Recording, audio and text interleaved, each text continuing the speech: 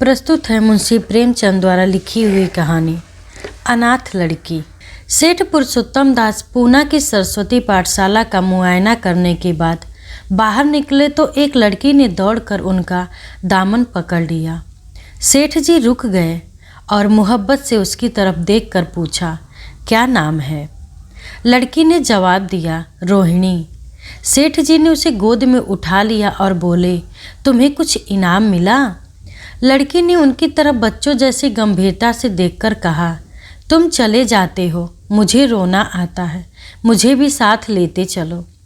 सेठ जी ने हंसकर कहा, मुझे बड़ी दूर जाना है, तुम कैसे चलोगी? रोहिणी ने प्यार से उनकी गर्दन में हाथ डाल दिए और बोली, जहाँ तुम जाओगे वहीं मैं भी चलूँगी, मैं तुम्हारी बेटी होंगी। मदरसे के अफसर ने आगे बढ़कर कहा, इसका बाप साल भर हुआ नहीं रहा, माँ कपड़े सीती है, बड़ी मुश्किल से गुजर होती है। सेठ जी के स्वभाव में करुणा बहुत थी। यह सुनकर उनकी आंखें भर आईं। उस भोली प्रार्थना में वह दर्द था जो पत्थर से दिल को पिघला सकता है। बेकसी और यतीमी को इससे ज़्यादा दर्दनाक ढंग से जाहिर करना नामुमकिन था।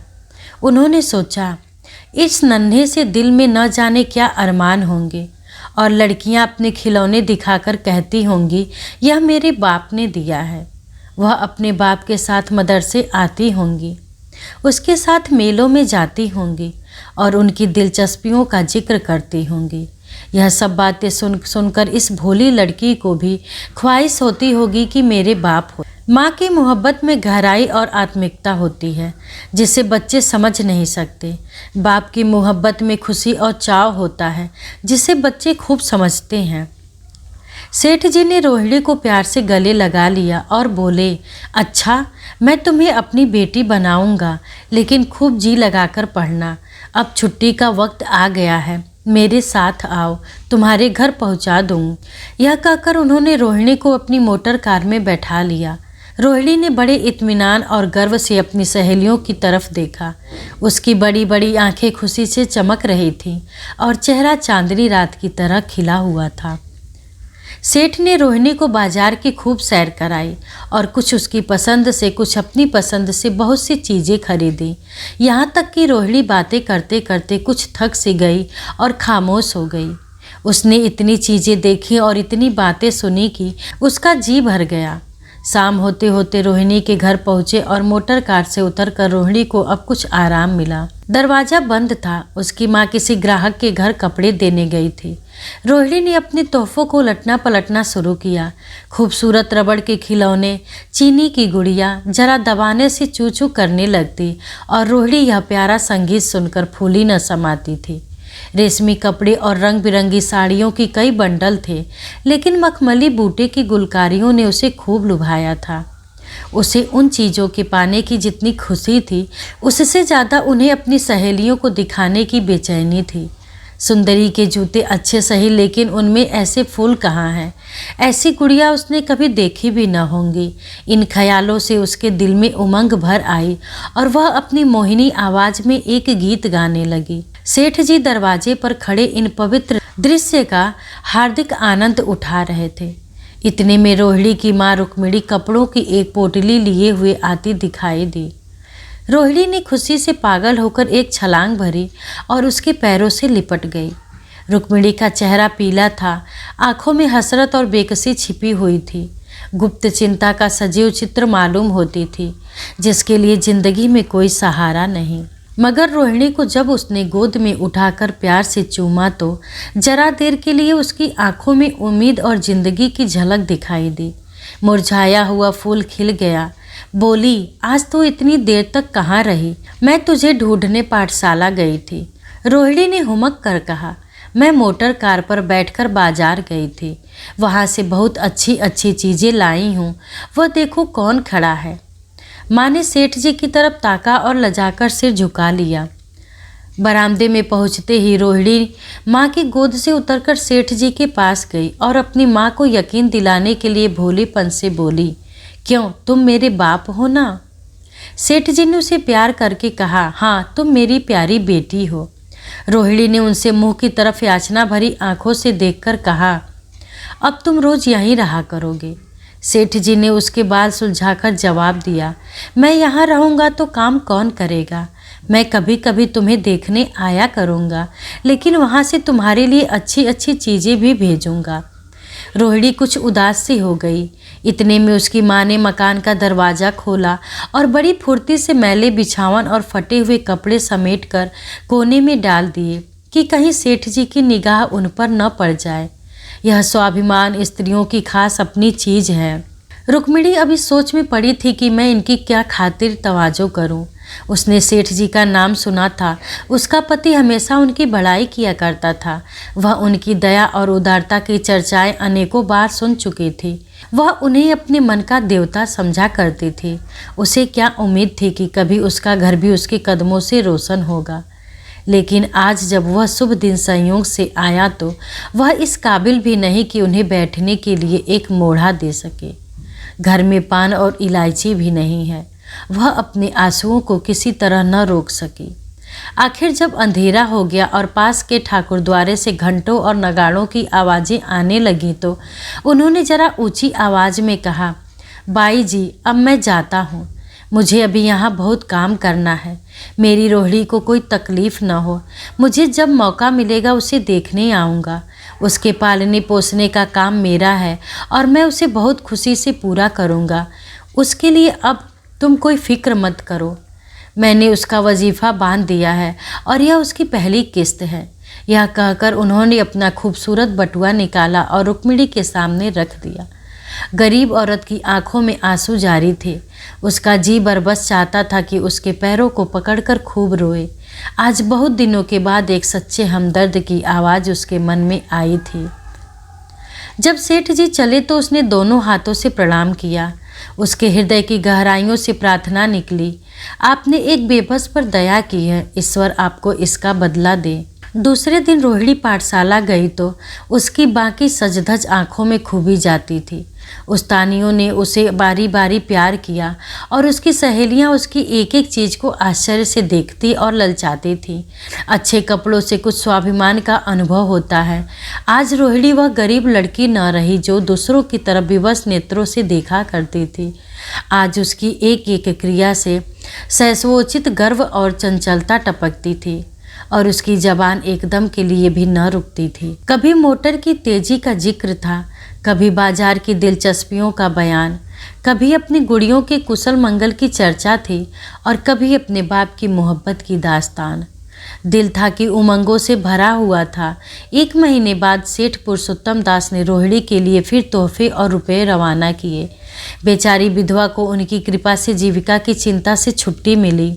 वह भी रोहिणी के साथ पाठशाला आती और दोनों माँ बेटियां एक ही दर्जे के साथ साथ पढ़ती। लेकिन रोहिणी का नंबर हमेशा माँ से अव्वल रहा। सेठ जी जब पूना की तरफ से निकलते तो रोहिणी को देखने जरूर आते और उनका आगमन उसकी प्रसन्नता और मनोरंजन के लिए महीनों का सामान इकट्ठा कर देता। इसी तरह कई साल गुजर गए और रोहिणी ने जवानी के सुहाने हरे भरे मैदान में पैर रखा, जबकि बचपन की भोली भाली अदाओं में एक खास मतलब और इरादों का दखल हो जाता है। रोहिणी अब आंतरिक और बाह्य सौंदर्य में अपनी पाठशाला की नाक थी। हाव भाव में आकर्षक गंभीरता, बातों में गीत का सा खिंचाव और गीत का सा आत्मिक रस था। कपड़ों में रंगीन सादगी, आंखों में लाज संकोच, विचारों में पवित्रता।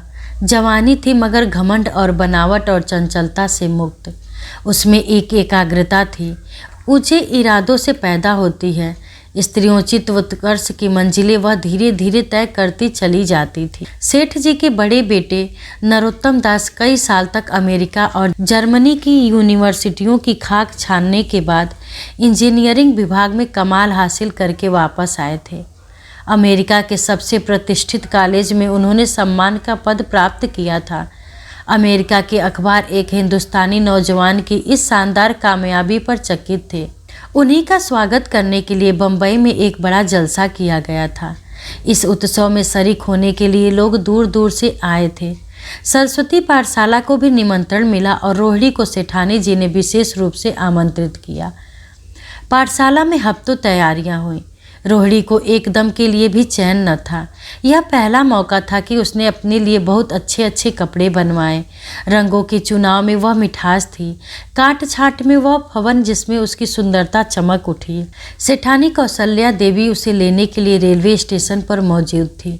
रोहिणी गाड़ी से उतरते ही उनके पैरों की तरफ झुकी, लेकिन उन्होंने उसे छाती से लगा लिया और इस तरह प्यार किया कि जैसे वह उनकी बेटी है।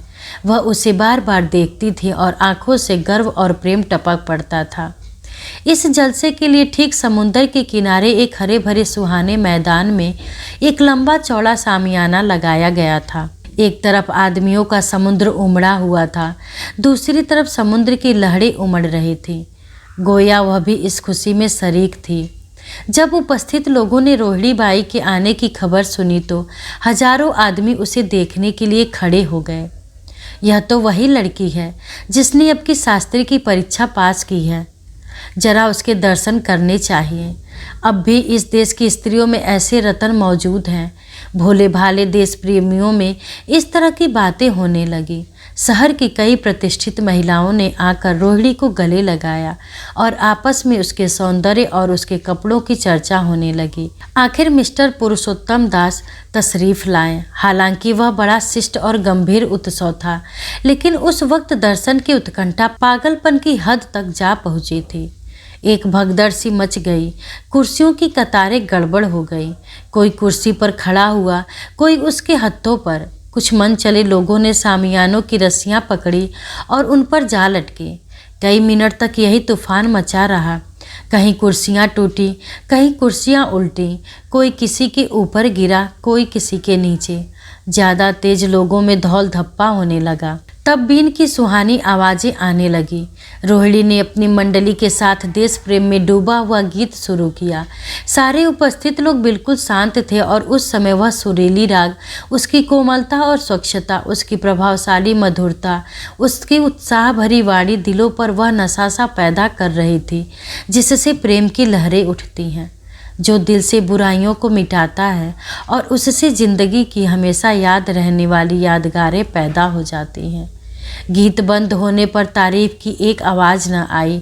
वही ताने कानों में अब तक गूंज रही थी। गाने के बाद विभिन्न संस्थाओं की तरफ से अभिनंदन पेश हुए और तब नरोत्तम दास लोगों को धन्यवाद देने के लिए खड़े हुए, लेकिन उनके भाषण से लोगों को थोड़ी निराशा हुई।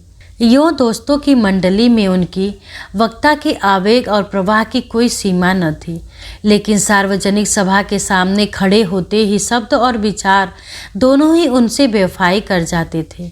उन्होंने बड़ी बड़ी मुश्किल से धन्यवाद के कुछ शब्द कहे और तब अपनी योग्यता की लज्जित स्वीकृति के साथ अपनी जगह पर आ बैठे।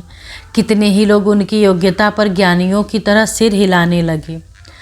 अब जलसा खत्म होने का वक्त आया। वह रेशमी हार जो सरस्वती पाठशाला की ओर से भेजा गया था, मेज पर रखा हुआ था। उसे हीरो के गले में कौन डाले? प्रेसिडेंट ने महिलाओं की पंक्ति की ओर नज़र दौड़ाई। चुनने वाली आंख रोहिणी पर पड़ी और ठहर गई। उसकी छाती धड़कने लगी, लेकिन उत्सव के सभापति के आदेश का पालन आवश्यक था। वह सर झुकाए हुए मेज के पास आई और कांपते हाथों से हार को उठा लिया। एक क्षण के लिए दोनों की आंखें मिली और रोहिणी ने नरोत्तम दास के गले में हार डाल दिया। दूसरे दिन सरस्वती पाठशाला के मेहमान विदा हुए, लेकिन कौशल्या देवी ने रोहिणी को न जाने दिया। बोली, अभी तुम्हें देखने से जी नहीं भरा, तुम्हें यहाँ एक हफ्ता रहना होगा। आखिर मैं भी तो तुम्हारी माँ हूँ। एक माँ से इतना प्यार और दूसरी माँ से इतना अलगाव। रोहिणी कुछ जवाब न दे सकी। यह सारा हफ्ता कौशल्या देवी ने उसकी विदाई की तैयारियों में खर्च किया। 7वें दिन उसे विदा करने के लिए स्टेशन तक आई। चलते वक्त उससे गले मिली और बहुत कोशिश करने पर भी आंसुओं को न रोक सकी। नरोत्तम दास भी आए थे। उनका चेहरा उदास था। कौशल्या ने उनकी तरफ सहानुभूतिपूर्ण आंखों से देखकर कहा, मुझे यह तो ख्याल ही न रहा, रोहिणी क्या यहाँ से पूना तक अकेली जाएगी? क्या हर्ज है, तुम ही चले जाओ, शाम की गाड़ी से लौट आना। नरोत्तम दास के चेहरे पर खुशी की लहर दौड़ गई, जो इन शब्दों में न छिप सकी। अच्छा, मैं ही चला जाऊंगा। वह इस फिक्र में थे कि देखे विदाई की बातचीत का मौका भी मिलता है या नहीं। अब वह खूब जी भरकर अपना दर्द दिल सुनाएंगे और मुमकिन हुआ तो उस लाज संकोच को जो उदासीनता के पर्दे में छिपी हुई है मिटा देंगे। रुक्मिणी को अब रोहिणी की शादी की फिक्र पैदा हुई। पड़ोस की औरतों में इसकी चर्चा होने लगी थी। लड़की इतनी सयानी हो गई है, अब क्या बुढ़ापे में ब्याह होगा? कई जगह से बात आई। उनमें कुछ बड़े प्रतिष्ठित घराने थे, लेकिन जब रुक्मिणी उन पैमानों को सेठ जी के पास भेजती तो वे यही जवाब देते कि मैं खुद फिक्र में हूँ। रुक्मिणी को उनकी यह टाल मटोल बुरी मालूम होती थी। रोहिणी को बम्बई से लौटे महीना भर हो चुका था। एक दिन वह पाठशाला से लौटी तो उसे अम्मा की चारपाई पर एक खत पड़ा हुआ मिला। रोहिणी पढ़ने लगी। लिखा था, बहन, जब से मैंने तुम्हारी लड़की को बम्बई में देखा है मैं उस पर रिझ गई हूँ। अब उसके बगैर मुझे चैन नहीं है। क्या मेरा ऐसा भाग्य होगा कि वह मेरी बहू बन सके? मैं गरीब हूँ, लेकिन मैंने सेठ जी को राजी कर लिया है। तुम भी मेरी यह विनती कबूल करो। मैं तुम्हारी लड़की को चाहे फूलों की सेज पर न सुला सकूं, लेकिन इस घर का एक एक आदमी उसे आंखों की पुतली बनाकर रखेगा। अब रहा लड़का, माँ के मुँह से लड़की का बखान कुछ अच्छा नहीं मालूम होता, लेकिन यह कह सकती हूँ कि परमात्मा ने यह जोड़ी अपनी हाथों बनाई है। सूरत में, स्वभाव में, विद्या में, हर दृष्टि से वह रोहिणी की योग्य है। तुम जैसे चाहे अपना इत्मीनान कर सकती हो। जवाब जल्द देना, और ज़्यादा क्या लिखूं। नीचे थोड़े से शब्दों में सेठ जी ने उस पैगाम की सिफारिश की थी। रोहिणी गालों पर हाथ रखकर सोचने लगी। नरोत्तम दास की तस्वीर उसकी आंखों के सामने आ खड़ी हुई। उनकी वह प्रेम की बातें जिनका सिलसिला बम्बई से पूना तक नहीं टूटा था, कानों में गूंजने लगी। उसने एक ठंडी सांस ली और उदास होकर चारपाई पर लेट गई। सरस्वती पाठशाला में एक बार फिर सजावट और सफाई के दृश्य दिखाई दे रहे हैं। आज रोहिणी की शादी का शुभ दिन, शाम का वक्त, बसंत का सुहाना मौसम। पाठशाला के दारों दीवार मुस्कुरा रहे हैं और हरा भरा बगीचा फूला नहीं समाता। चंद्रमा अपनी बारात लेकर पूरब की तरफ से निकला। उसी वक्त मंगलाचरण का सुहाना राग उस रुपहली चांदनी और हल्की हल्की हवा के झोंकों में लहरें मारने लगा। दूल्हा आया। उसे देखते ही लोग हैरत में आ गए। यह नरोत्तम दास थे। दूल्हा मंडप के नीचे गया। रोहिणी की माँ अपने को रोक न सकी। उसी वक्त जाकर सेठ जी के पैर पर गिर पड़ी। रोहिणी की आंखों से प्रेम और आनंद के आंसू बहने लगे।